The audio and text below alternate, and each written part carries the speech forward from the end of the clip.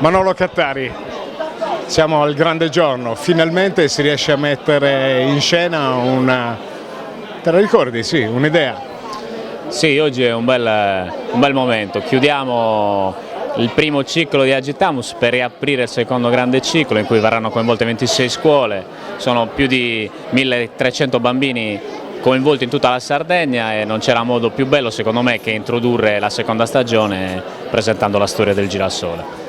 Il gruppo che presenterà la compagnia teatrale, meglio, Paco Mustela, ha messo in scena questa tua idea, ha tirato fuori un qualcosa di più, no? Ha dato corpo, oltre a quelle che sono le pubblicazioni e tutte le cose che noi abbiamo seguito nel corso degli anni per Agitamus. Certo che a tornare indietro, ti ricordi quel famoso sassolino che ha iniziato a fare onda e adesso burrasca. Sì, l'hai definito uno tsunami e Tsunami lo descrive, siamo contentissimi, in realtà anche questo momento in cui il CIP comunque abbraccia la cultura e propone un qualcosa che in realtà va oltre lo sport e va anche oltre il teatro, insomma Agitamus è diventato veramente uno tsunami e sono felicissimo di questo.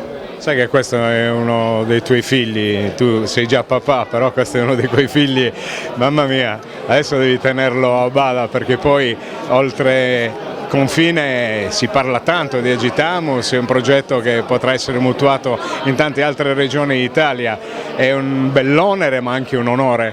Assolutamente, i figli sono bellissimi, la cosa più bella che hai, sono impegnativi e sono belli per quello.